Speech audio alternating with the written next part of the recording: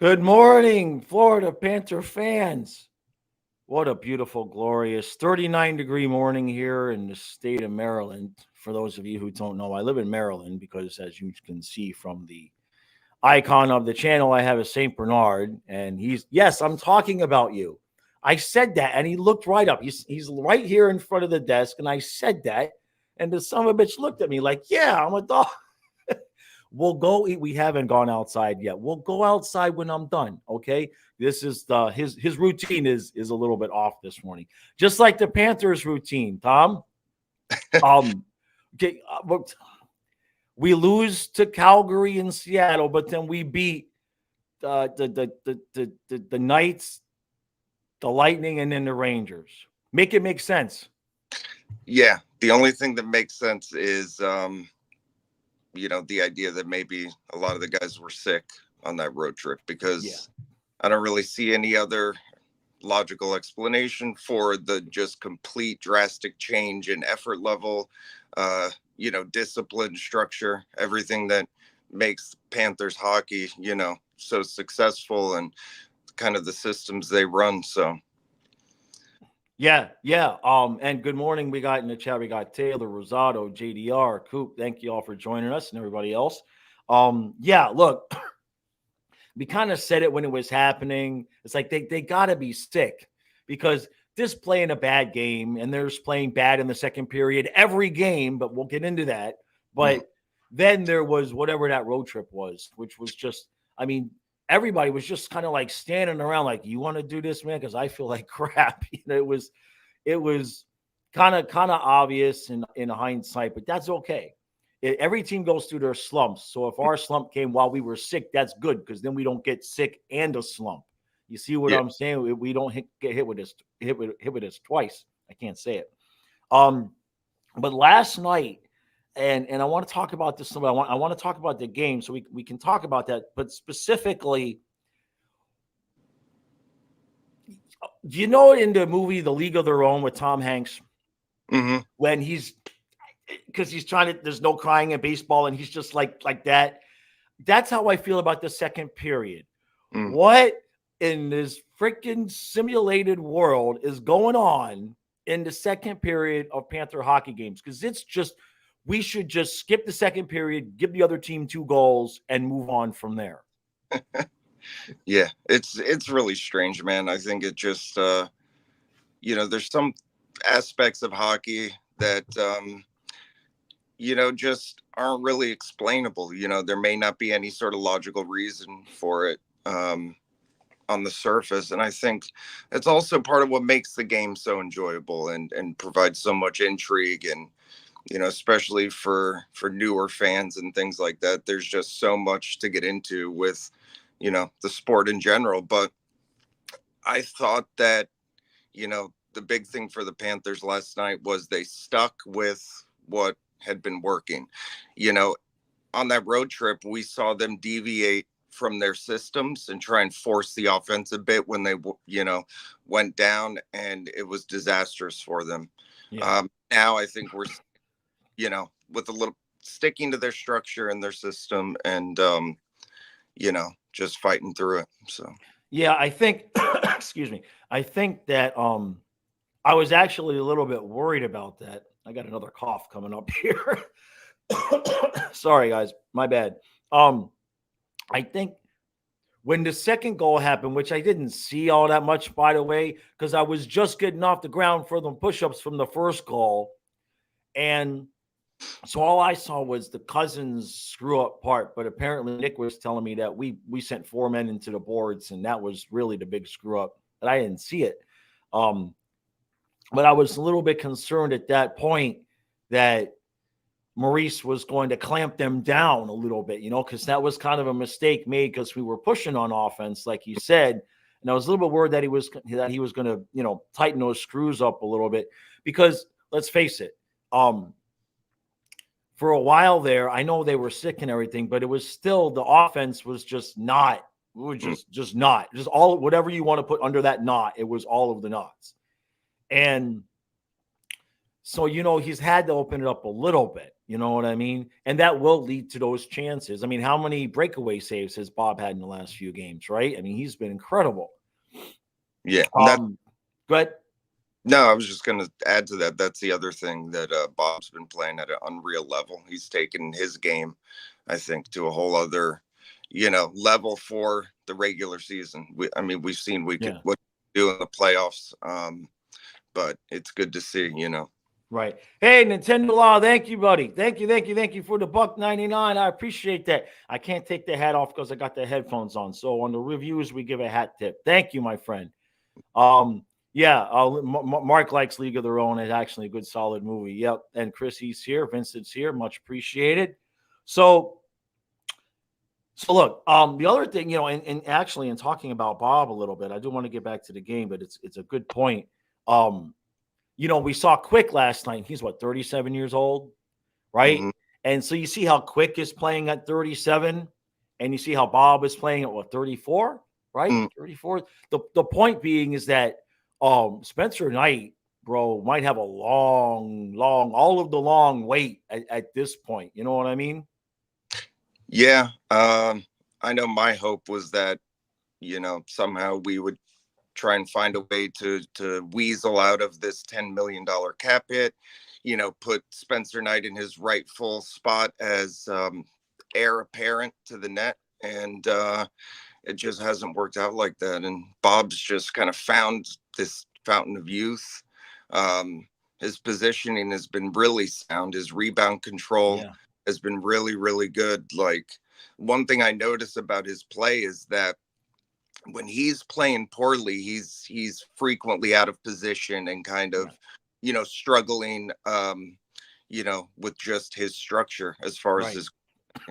And I think that he really has been playing just, high up on the crease, challenging shooters, and that's what confidence will do, So. Yep. No, that's the exact word, and you saw it on that first goal last night with Rodriguez. It's rare to just see a goalie get really pissed like that. And Quick looked behind him, and he was like me when the Rangers scored the second goal. I flipped off my hat, and I'm like, son of a bitch. And that's kind of the reaction Quick gave us. If it would have been legal for him to take his mask off and throw it, I'm pretty sure he would have done it in that moment because he was pissed because he got a piece of it. And then it just went, there's no room, and it somehow goes in. And that was a big goal in that moment because up to that point, it was Bob and Quick were just kind of looking at each other like, no, I got this. No, I got this. And it shows the change in the Panthers because in the previous years, it might have been that goaltending battle where we lose 3-2 because we just couldn't quite, or we just let one in almost, right? So there's that end of it. And now the Barkov thing, I want to talk about that a little bit because somebody actually, one of the first comments from the recap last night, I didn't even think about it, was maybe Barkov doesn't go against the Canadians tonight. I thought he broke his nose because he immediately grabbed his nose. He comes back out on the ice. But what did you read into the fact that he wasn't on the ice there at the end?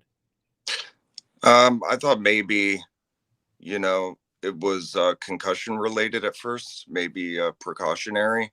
And then I possibly he had hurt his wrist because of the way he went down. He was kind of down because he has had injuries on that hand before from, getting slashed and different injuries like that. So I thought it was that, but I didn't even see if he came back onto the Yeah, he actually came back onto the ice. And then at the end, he was just sitting there on the bench. So that it's definitely something to watch. Sean has some bad news for us. Reinhardt just scored again this morning. So that's more money. Oh, which by the way, as an aside, hey, good morning, big dog. As an aside, I don't know if you guys are aware of this. I've read a couple articles actually last night and this morning. A few people have asked me if I kind of regret not wanting Patrick Kane because he's scoring a lot in Detroit's also been 2-8-1 with Kane. Now, part of what I read this morning was part of the reason that it took him so long to find a spot was part of the deal with Detroit was that if they fall out of a playoff spot, he has a no move clause, but he will get to choose where he wants to go and he will likely be traded. So he wanted to make sure that whatever team he went to, if he picked Detroit, that was in the playoffs when he picked them, that if they fell out of a playoff spot and they weren't going to make it, that he's going to likely be traded. So Panther fans could stay tuned because wouldn't that be something if Zito, the mastermind, got Kane to get the $2 million something in Detroit and then gets them at the deadline for like half price, and Detroit has to retain $1 million, and we end up with getting them in the run anyway. Now, that said, the only place for him is next to Luostarinen and Lundell, in my opinion. Absolutely. Yeah, go ahead, Tom. No, I mean, I think a player of his caliber with his experience would do well for guys like Luostarinen and Lundell. You know, Lundell really needs consistent line mates, and you know, Nick Cousins is a great, you know, grinder and you know, great player, but he just doesn't bring, I think, what that line needs and what Lundell needs. You know, a bit more skill. And, you know, just overall, I think it would be a classic Bill Zito move to get Patrick Kane at the deadline. You know, wait it out, you know, and he's just made, you know, a litany of really good signings this year. Yeah. So. Yeah, we were talking about it on the stream last night. At this point, in a kind of a way, I feel a little bit bad for Nick Cousins because we give him so much grief, but he's not a top 9 player. We're asking him to play a role that he can fill in if he has to, but he's not going to drive play or really be a cog in the top 9. Now, I know it sounds kind of crazy because, you know, we won all those playoff games with him on the second line with Bennett and Tkachuk, but that's because Tkachuk could just blow the puck and it was going in the net at that point. You know what I mean? And all Cousins really had to do was just supply a little bit of grit, and Chucky had everything else covered. That's not the case right now. This year's Tkachuk is Reinhardt. So, yeah, we're short a guy, and hey, look, this actually gives Zito an opportunity. I haven't watched Kane play, so this gives Zito an opportunity to kind of watch Kane's play, and Zito and Maurice to sit back and say, can he play defense? Can he play this system? Can he do it? And then if they think he can, then maybe they'll make a move that way. Yeah. Yeah. I think so. And another brought up that is a good point is just how, you know, the idea of puck luck and how it's a game of inches, and just we've just been on the wrong side of these bounces so many times. But you know, it eventually, you know, like Paul Maurice said, you just stick to the systems. Eventually the goals will start coming, and I kind of think that's what we're seeing, you know. But I mean, if I had $1 for every post that we've hit, I would probably be maybe not a millionaire, but 1,000-aire. Yeah. That's me. With every time he can't get a rebound in the slot, I give myself another $1.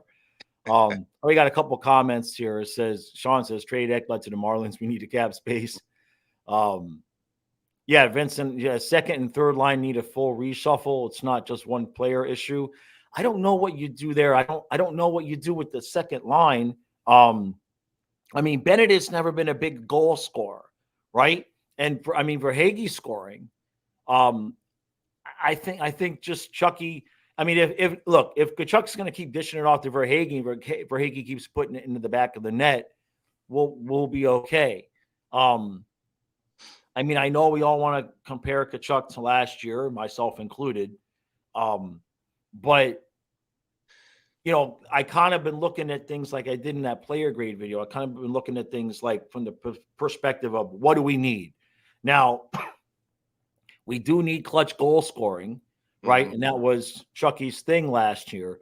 But as long as Reinhart and Verhaeghe keep up this pace, I don't think he feels the pressure to do more right now. I think he's kind of, I'm not saying he's going to be happy that he's not scoring, but I think instead of him getting in his head feeling about I'm not scoring, I think it's good that he's actually like, all right, the puck ain't going in. Let me dish it off to the guys who are putting it in, and that kind of keeps his confidence level at a good point, which I think is important. Yeah, it's not as if he's just not involved, in the game. He's making plays, he's getting assists. Yeah. Puck's just not going in for him. And, from what I see, he still doesn't really seem to be 100% or Yeah. like Chuck we're used to seeing. And, I know each season is different. And the way that players play may vary from year to year, but just the difference is that stark, I think, from last year's compared to this. Yeah. His dexterity. I said it from game one. That Matt, when last year we were like, whoa, how did he do that in close? And he just doesn't have that this year. But I will say that I said this last couple days. I get the feeling like, look, just Chucky, settle into who you are right now. At the end of the season, get back into the gym, get strong again, do your flexibility exercises, get back to who you were. And I think next year is the year we can judge whether or not the new Chucky is permanent, or what that injury did, because there's no way he could have had a regular off season. And he's obviously noticeably thinner. You know what I mean? So I'm okay with what he's doing right now, because Reinhart, Verhaeghe are tearing it up. I mean, just tearing it up. So let's see. I know some people talk about. Hold on, I missed something here. Sean says biggest takeaway from yesterday is we gave up a shorty and still pulled the game off. Defensively, we're solid. We bet, but we didn't break. I agree there. Who are we talking about? Let's see. Oh, Monty might be the Coop says Monty might be a movable guy.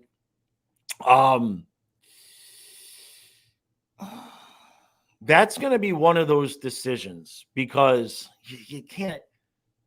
Do you really want to trade somebody in the middle of? I mean, we're 2 points out of first place, right? So we're 2 points out of first place, by the way, but we're only like 3 points ahead from eighth place.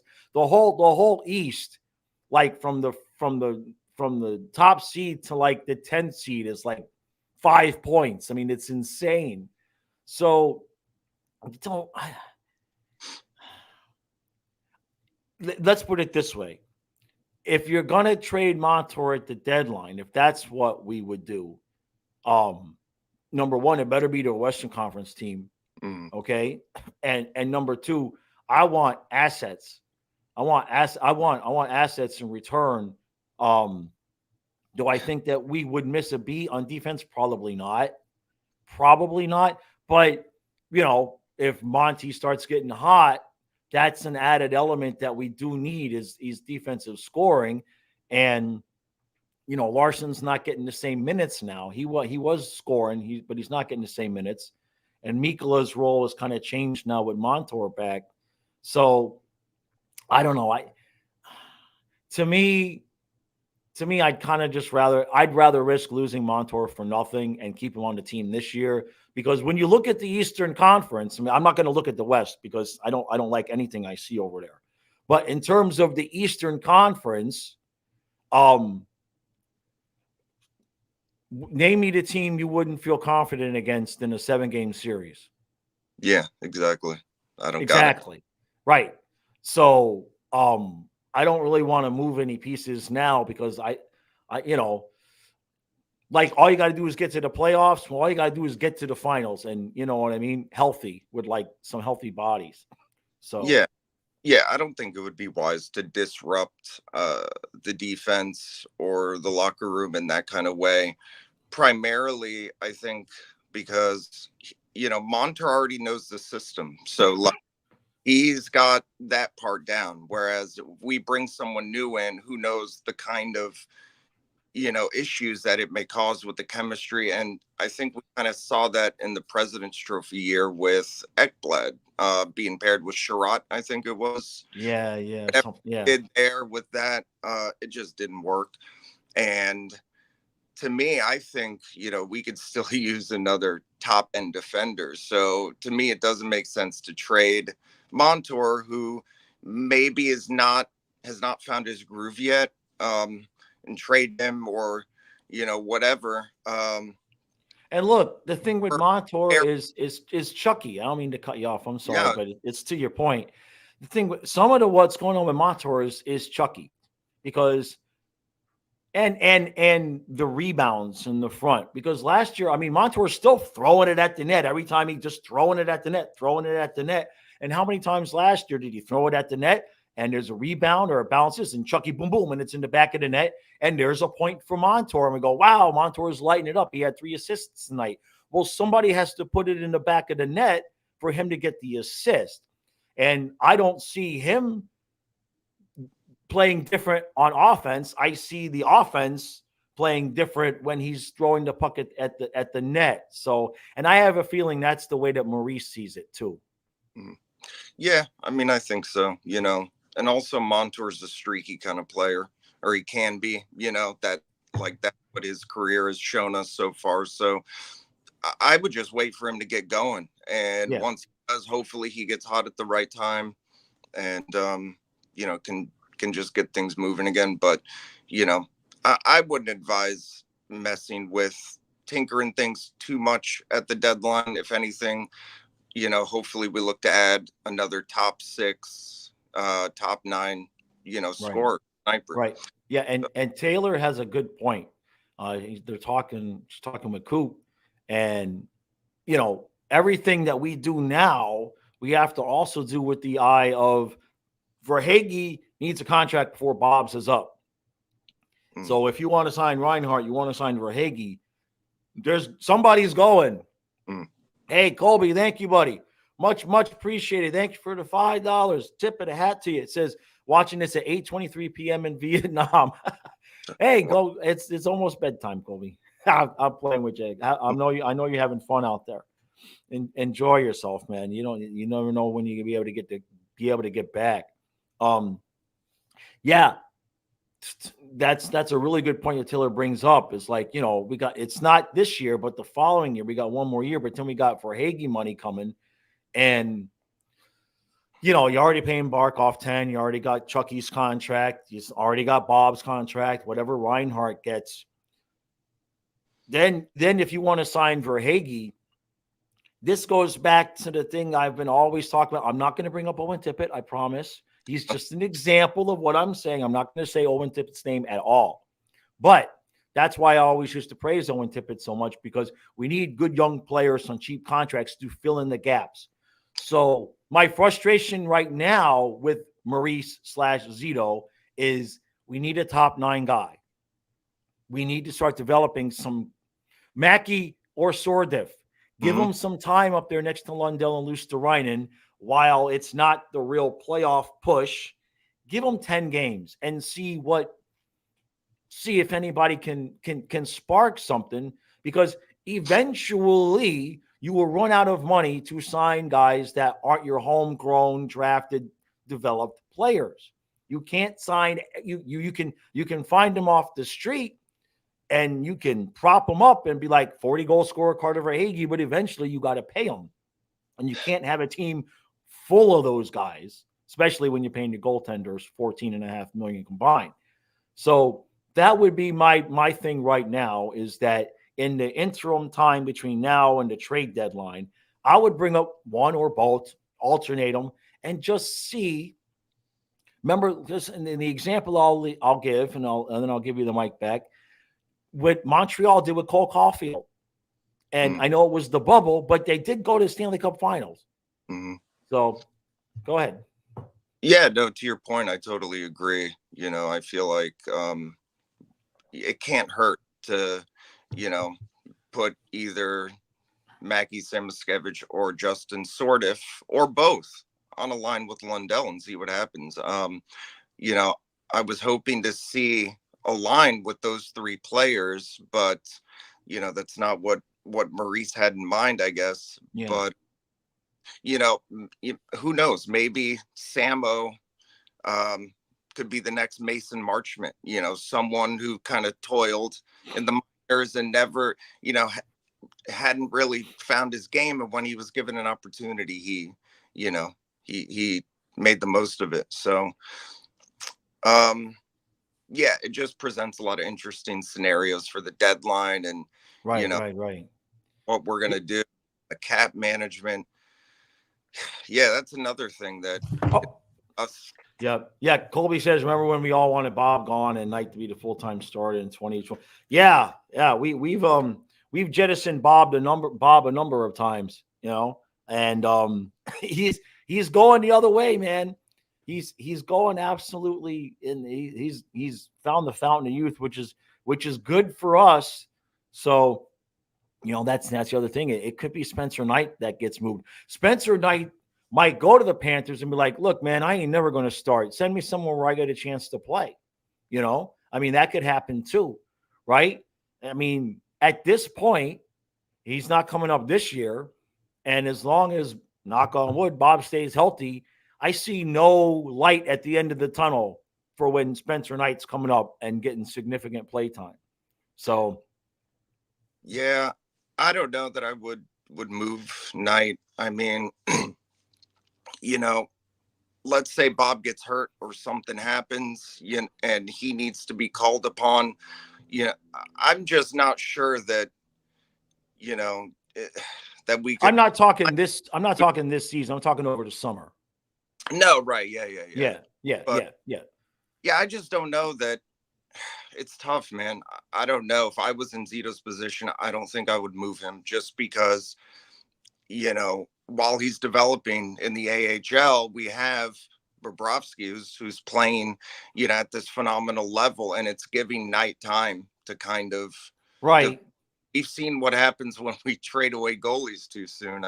Look at Markstrom and like that. But I've been informed by a couple of people that this other guy we got, Weber. I'm not sure how you pronounce it. I think it's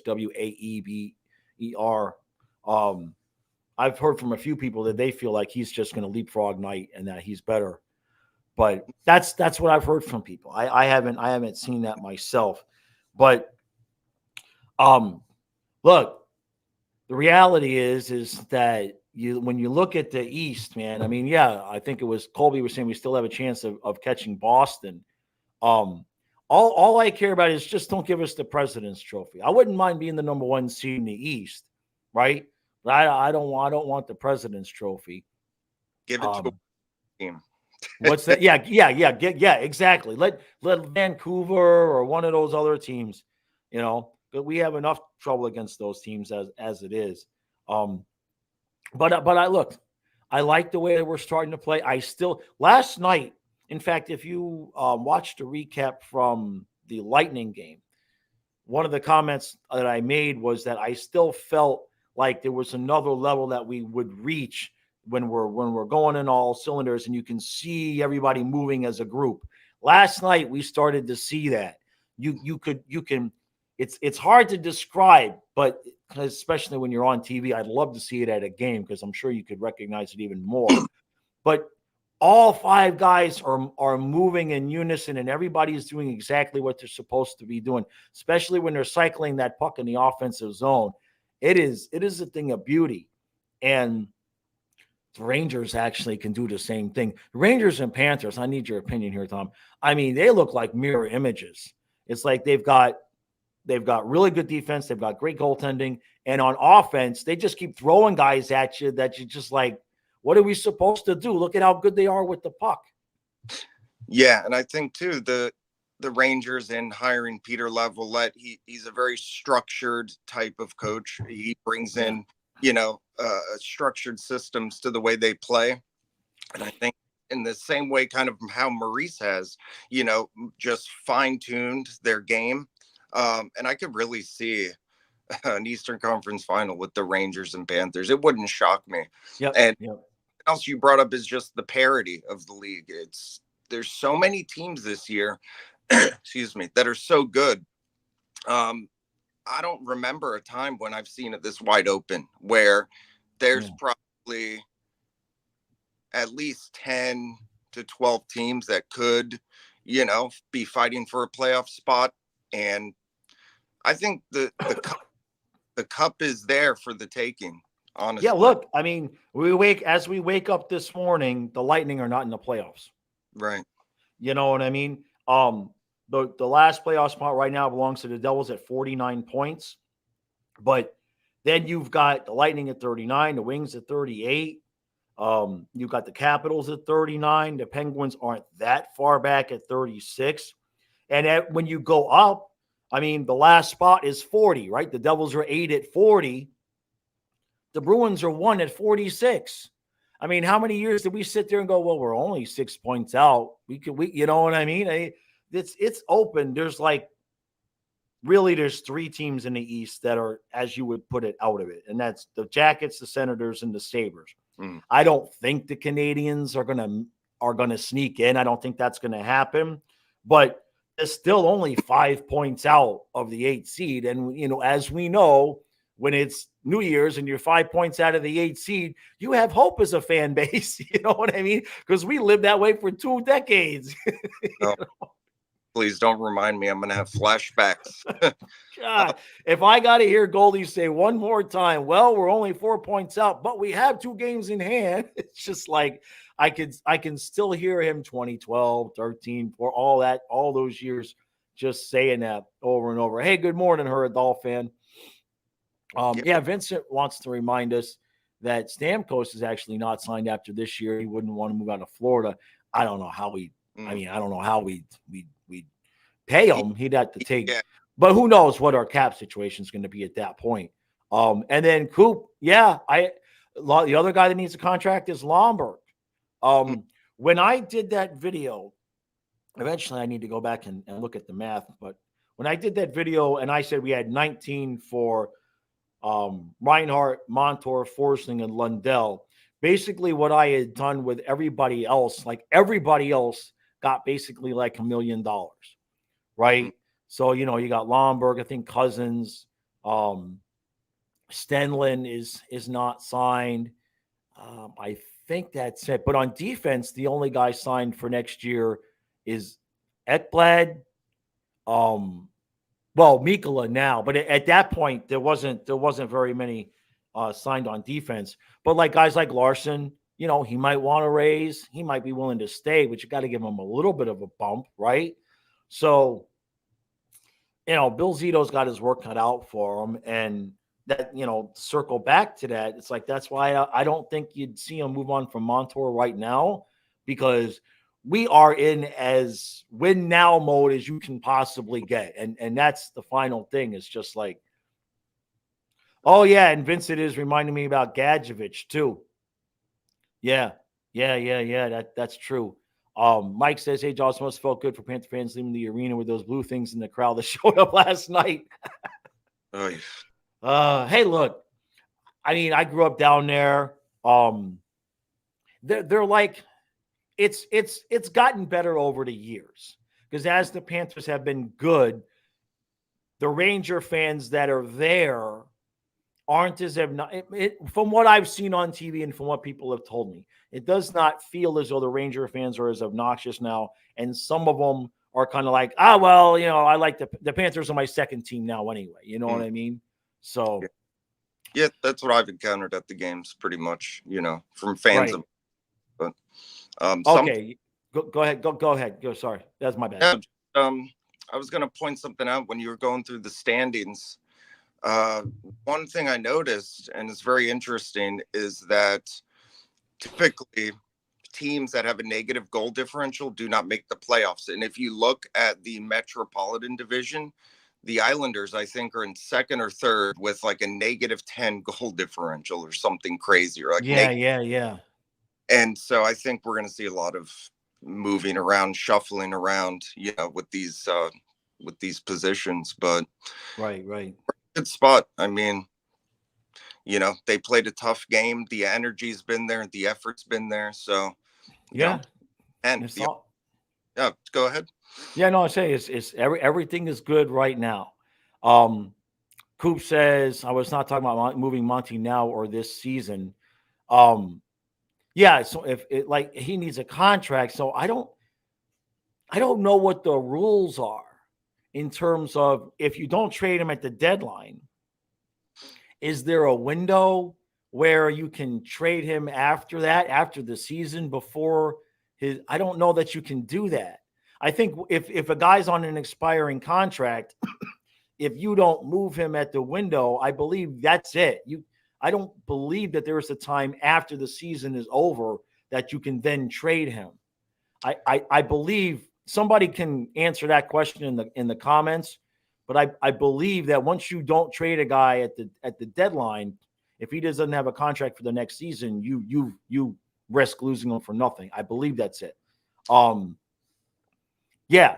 So I forgot what else I was going to say, but yeah, Vincent, I agree with you about Gadjevich. I'd like to see him on the ice a little bit. We have a lot of fourth line guys, and I think at this point, if there was anybody that would be expendable, um, it's Lorenz. Hmm. Lorenz.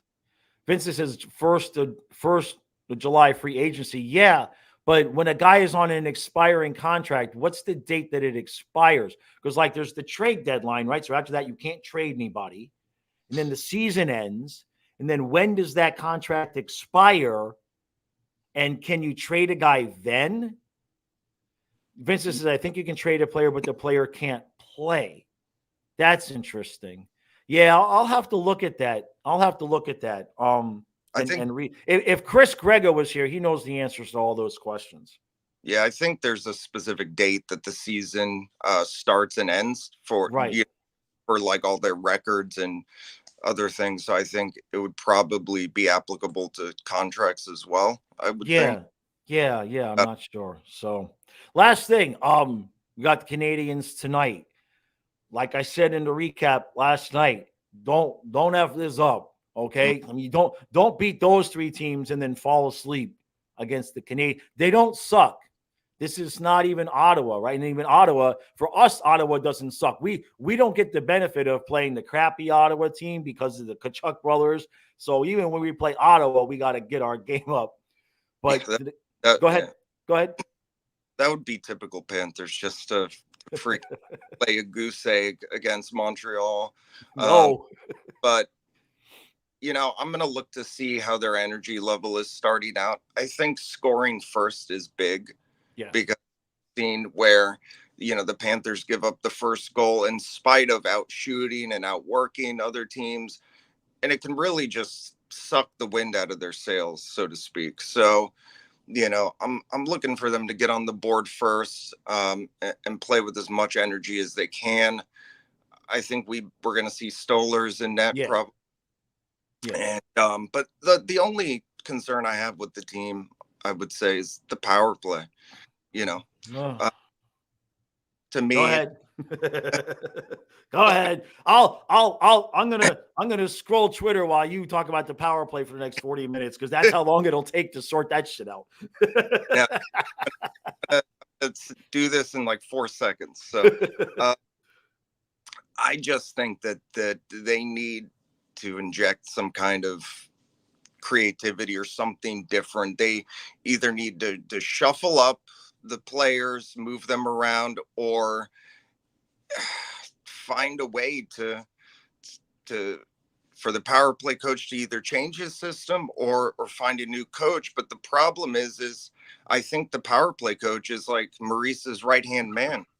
Yeah. So Yeah. I don't think he's gonna let him go. But No. you would think that Paul Maurice has some say as to kind of the systems that are being implemented. But at the end of the day, it comes down to the players. They have to execute, and it's been the same guys on the same power play. I, Uh, honestly, I think that as long as we're winning games by one goal, Maurice is going to bed happy and he ain't changing anything. That's what I think. He's like, yep, one goal, play defense, goaltending, good, keep doing it.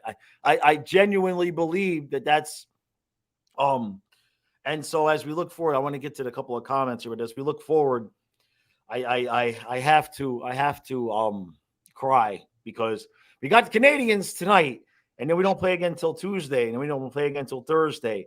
And son of a bitch, if we don't got late games again. Tuesday is 9 o'clock against the Coyotes, 10 o'clock on the 4th against the Vegas Knights. That's it, though, because, well, then Saturday's an afternoon game, Saturday, January 6th, and then Tuesday, January 9th is 8 o'clock, and then we're back home. So it's only 2 really late games. Yeah, Jameson, I think that was the last time Canadians beat us. I agree there. And Taylor says, I want to win tonight, but we definitely did a hell of a job beating some top teams. We didn't get 3 in a row last season. I know, and we've been doing 3 in a row all year. So it's good stuff. Good stuff all the way around. All right, everybody. I got to go eat breakfast because we put chicken in the oven for Fluffy and when I started this, and I can smell it. And so I'm sitting here, and he's looking at me now like, yeah, I smell it too, you asshole. Let's go. Don't dog's food, man. Come on. No, I don't eat the dog's food. I eat my own food, but I can smell their chicken cooking. And he smells it. And as soon as I said his name, he's like, oh, what? Yeah, hold on a second. There, that's what I got. And yes, we're gonna go eat the chicken right now. He could sit there and hold that position for hours, staring into my soul. He smells the chicken. See, he hasn't moved. I could, yeah, okay, all right. So I'm gonna go take care of that.